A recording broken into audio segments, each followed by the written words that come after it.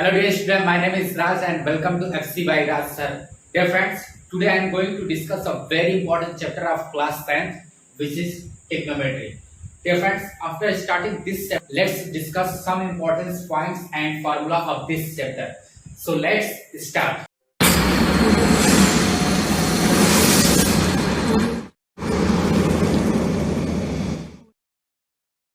Dear friends, first of all हम ये समझते हैं कि ट्रिग्नोमेट्री जो वर्ड है वो बना कैसे है। अगर ध्यान से देखें तो ट्रिग्नोमेट्री जो वर्ड है वो 3 ग्रीक वर्ड से मिलकर बना है। कितने ग्रीक वर्ड से? 3 ग्रीक वर्ड से मिलकर बना है। First is tri, second is gon and third is metron. और tri means 3, gon means side and metron means measurement. It means जिसमें क्या हो 3 साइड का मेजरमेंट हो, उसी को हम लोग क्या बोलते हैं? ट्रिग्नोमेट्री। अब देखा जाए तो 3 साइड जो है वो किस में होता है? तो वो होता है ट्रायंगल में। अब अगर देखा जाए तो triangles are many types. Triangle जो होते हैं वो कई टाइप के होते हैं, but in this chapter we have to learn only one triangle which is right angle triangle. तो इस चैप्टर में हमको केवल राइट एंगल ट्रायंगल यानी कि समकोण त्रिभुज के बारे में ही पढ़ना है। तो समकोण त्रिभुज यानी कि राइट एंगल ट्रायंगल क्या होता है? तो राइट एंगल ट्रायंगल क्या होता है? ऐसा ट्रायंगल जिसमें क्या हो, एक एंगल 90 डिग्री का होता है और बाकी जो 2 बचे हुए एंगल है वो एक्यूट होता है। ठीक है, तो अगर फिगर उसका बनाया जाए राइट एंगल ट्रायंगल का तो कैसे बनता है? तो ये हमारा हो गया राइट एंगल ट्रायंगल। ठीक है, यहाँ पे देखेंगे तो यहाँ पे कितने डिग्री का एंगल बन रहा है? तो यहाँ पे 90 डिग्री का एंगल बन रहा है। अब बाकी जो 2 बचे हुए एंगल है वो कितने डिग्री के होंगे? ये 90 डिग्री से कम के होंगे, यानी कि एक्यूट एंगल होगा। ठीक है, तो इस चैप्टर में हमको केवल किसके बारे में पढ़ना है? तो राइट एंगल ट्रायंगल के बारे में ही पढ़ना है। ठीक है, अब अगर ध्यान से देखें तो राइट एंगल ट्रायंगल में है क्या? तो ध्यान से देखें तो ये क्या है? तो ये हमारा ये तीनों क्या है? ये साइड है।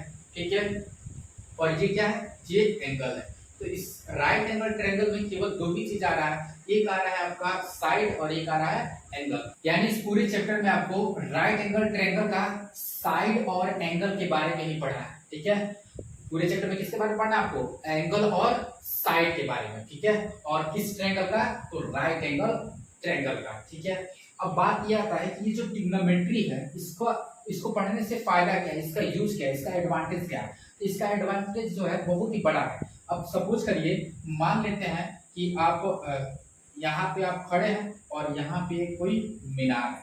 ठीक है, मीनार चाहे कोई टावर है। ठीक है, और आपसे कहा जाए कि आप इस मीनार को देख के, या ये मीनार समझिए या टावर समझिए या कोई बिल्डिंग समझिए, ये यहाँ पे है। ठीक है, और आप यहाँ पे खड़े हैं और आपसे कहा जाए कि आप इस मीनार को, इस टावर को, इस बिल्डिंग को आप देख के इसका हाइट बताइए। तो आप क्या करेंगे? आप बता नहीं पाएंगे। लेकिन अगर आप ट्रिग्नोमेट्री पढ़ लेते हैं तो आप इसका हाइट बिना किसी मेजरमेंट का ही आप बता सकते हैं। ठीक है, और क्या यूज है? मान लेते हैं कि यहाँ पे कोई एक, सपोज करिए कि आप बीच समुद्र में यहाँ पे आप नाव पे बैठे हुए हैं। ठीक है, ये नाव है, यहाँ पे आप बैठे हुए हैं, ये समुद्र है।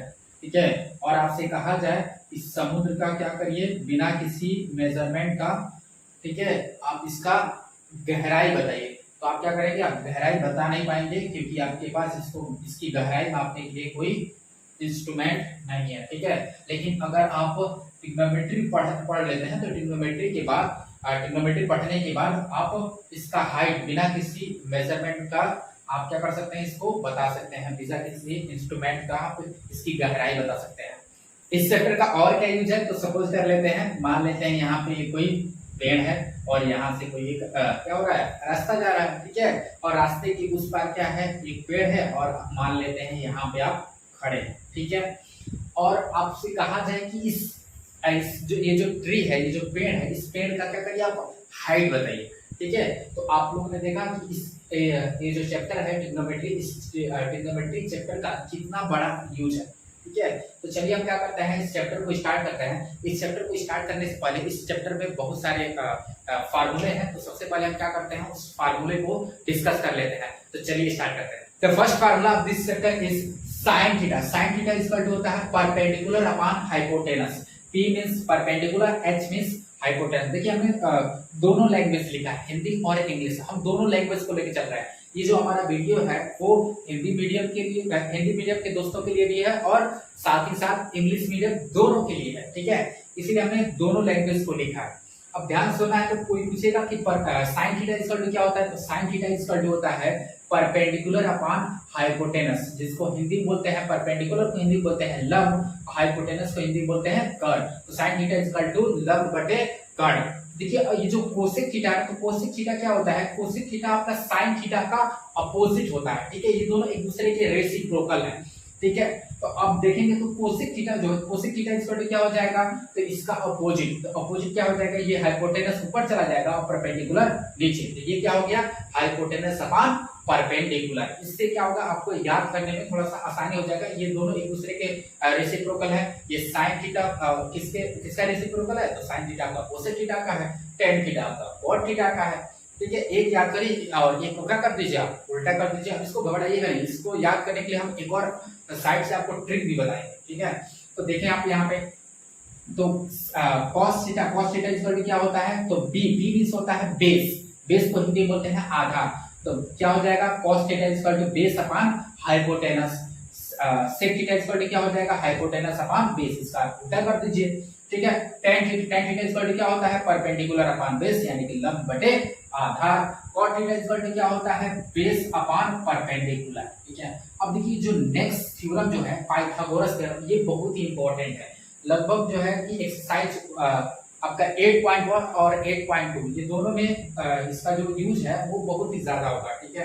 तो ध्यान से देखें, तो हाइपोटेनस क्या है, सॉरी पाइथागोरस थ्योरम क्या होता है, तो पाइथागोरस थ्योरम ये कहता है कि जो हाइपोटेनस का स्क्वायर होता है, यानी कि जो कर्ण का स्क्वायर होता है वो इक्वल होता है, किसके इक्वल होता है, परपेंडिकुलर का स्क्वायर प्लस बेस का स्क्वायर, यानी कि लंब का स्क्वायर प्लस आधार का स्क्वायर। ये फार्मूला आपको याद रखना है, बहुत है। ये जो फार्मूले यहाँ पे लिखे गए ये सारे के सारे फार्मूले जो है एक्सरसाइज 8.1 के लिए बहुत ही इंपॉर्टेंट है।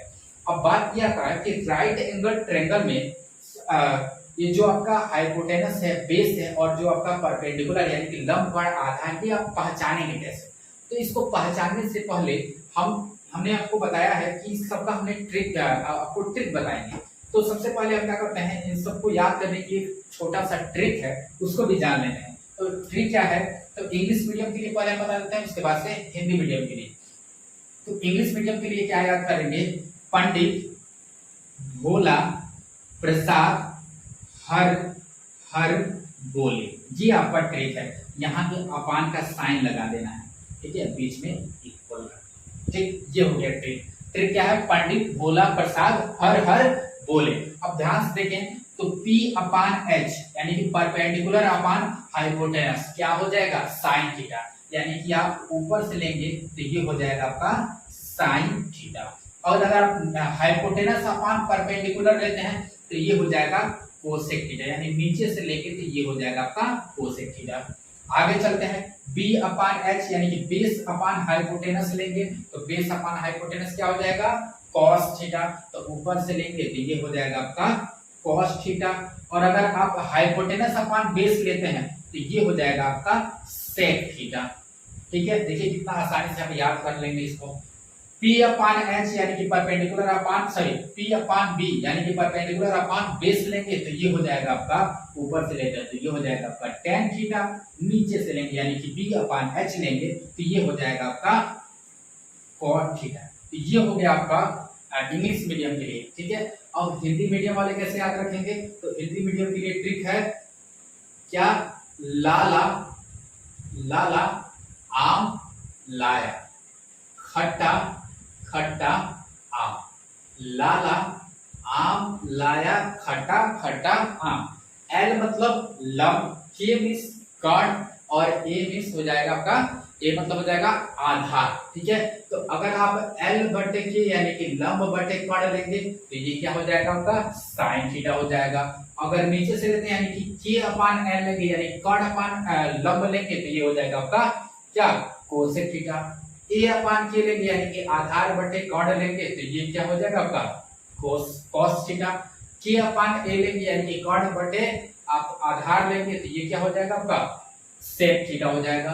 यहाँ पे L बाई ए लेंगे तो ये हो जाएगा आपका tan और E अपान L लेंगे तो क्या हो जाएगा आपका cot। अब बात ये आता है, हमने आपको बताया कि ये जो आप इस चैप्टर में किस ट्रायंगल के बारे में पढ़ना है, राइट एंगल ट्रायंगल के बारे में पढ़ना है। अब बात ये आता है कि राइट एंगल ट्रायंगल में हम कैसे पहचानेंगे कि कौन हाइपोटेनस है, कौन बेस है, कौन परपेंडिकुलर है। हिंदी में कैसे बोलेंगे, तो कौन क्या है, लंब है, कौन आधार है, कौन कर्ण है। तो सबसे पहले इसको समझ लेते हैं। तो हम क्या करते हैं, एक छोटा सा यहाँ पे एक राइट एंगल ट्रायंगल यानी कि समकोण त्रिभुज यहाँ पे ड्रॉ कर लेते हैं। ठीक, अब ध्यान से देखें तो यहाँ पे 90 डिग्री यानी कि 90 डिग्री का एंगल कहाँ बन रहा है, तो ध्यान से देखें तो यहाँ पे हमारा 90 डिग्री का एंगल बन रहा है।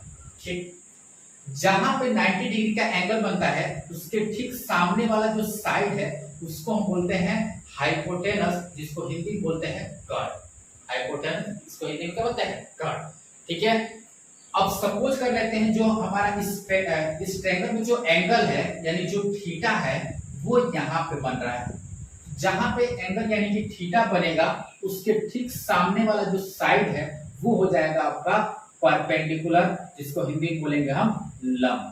ठीक है, जहां पे एंगल बनेगा उसके ठीक सामने वाला साइड क्या कहलाएगा, परपेंडिकुलर यानी कि लंब। जो बच गया ये हमारा साइड बच गया, ये क्या कहलाएगा, ये कहलाएगा आधार यानी कि बेस। ठीक है, समझ में आ गया। अब ध्यान से देखिए, तो जो हमारा राइट एंगल ट्रायंगल होता है ना, तो जो उसमें बड़ी सबसे बड़ी जो साइड होती है ना, तो वो क्या होता है, हाइपोटेनस होता है। क्या होता है, हाइपोटेनस। इस राइट एंगल ट्रायंगल में सबसे बड़ा साइड क्या है, ये क्या कहलाएगा, हाइपोटेनस कहलाएगा। ठीक है, एक और फिगर हम बनाते हैं, कहाँ जगह है भाई, यहाँ पे थोड़ा जगह है, यहाँ पे एक और हम राइट एंगल ट्रायंगल बनाते हैं। ठीक, ये ऐसे हमारा राइट एंगल ट्रायंगल ऐसे बन गया। ध्यान से देखें तो यहाँ पे हमारा क्या बन रहा है, 90 डिग्री का एंगल बन रहा है। तो हमने बताया जहाँ पे 90 डिग्री का एंगल बनेगा उसके ठीक सामने वाला साइड क्या कहलाएगा, हाइपोटेनस यानी कि कर्ण कहलाएगा। ठीक है, पहले फिगर में एंगल हमारा यहाँ पे बन रहा था, यहाँ पे बन रहा था। अब सपोज कर लेते हैं एंगल हमारा यहाँ पे बन रहा है, यानी कि जो थीटा है वो यहाँ पे है। तो अब जो हमने क्या बताया कि जहाँ एंगल बनेगा, तो यहाँ पे एंगल बन रहा है, इसके ठीक सामने वाला साइड ये क्या कहलाएगा, ये आपका परपेंडिकुलर यानी कि लंब कहलाएगा। अब बच गया ये क्या हो जाएगा आपका आधार यानी कि ये हो जाएगा आपका बेस। समझ में आ गया। और कैसे समझा सकते हैं, देखिए एक और फिगर हम आपको बना लेते हैं, यहाँ इसको थोड़ा सा इरेज कर लेते हैं। ठीक है, यहाँ पे एक और फिगर हम बना लेते हैं। मान लेते हैं हमारा ये कुछ ट्रायंगल, ये हमारा ऐसे ट्रायंगल बन रहा है। ध्यान से देखें तो यहाँ पे क्या है, 90 डिग्री का एंगल है। तो यहाँ पे 90 डिग्री का एंगल है, तो इसके ठीक सामने वाला साइड ये क्या कहलाएगा आपका, या फिर हमने बताया है कि जो राइट एंगल ट्रायंगल उसमें जो सबसे बड़ा साइड है वो क्या कहलाता है, हाइपोटेनस यानी कि कर्ण कहलाता है। नहीं तो यहाँ पे 90 डिग्री के सामने वाला क्या कहलाएगा, हाइपोटेनस यानी कि कर्ण कहलाएगा। सपोज कर लेते हैं जो एंगल है वो यहाँ पे बन रहा है। तो हमने बताया जहां एंगल बनता है उसके ठीक सामने वाला साइड क्या कहलाता है, ये कहलाता है आपका परपेंडिकुलर यानी कि लंब। बच गया ये क्या कहलाएगा आपका आधार यानी कि बेस। ठीक है, अब अगर एंगल यहाँ पे बनता तो इसके ठीक सामने वाला ये साइड आ जाता, तो ये साइड क्या कहलाता आपका परपेंडिकुलर यानी कि लंब कहलाता। 90 डिग्री सामने वाला ये कर्ण कहलाता, और बच जाता है ये आपका बेस हो जाता है यानी कि आधार हो जाता है। ठीक है, तो अगर आपका एंगल देखिए, ये जो यहाँ पे ध्यान से देखें तो ये जो परपेंडिकुलर और जो आपका क्या है आधार, ये जो आपका परपेंडिकुलर ये जो आधार है ये कैसे चेंज हो रहा है, थीटा के चेंज होने पे। थीटा चेंज होगा तो आपका क्या हो रहा है, थीटा का पोजीशन चेंज हो रहा है, तो हमारा जो बेस और परपेंडिकुलर है वो उसका भी पोजीशन क्या हो रहा है, चेंज हो रहा है। अब तक के लिए इतना ही। अगर आपको वीडियो पसंद आया तो प्लीज वीडियो को लाइक करें, कमेंट करें, और हाँ अपने दोस्तों के पास शेयर जरूर करें। अगर आप इस चैनल पर नए हो तो प्लीज चैनल को सब्सक्राइब करके बेल आइकन जरूर दबा लें। मिलते हैं अगले वीडियो में एक नए एनर्जी के साथ, तब तक के लिए bye bye, tata, love you.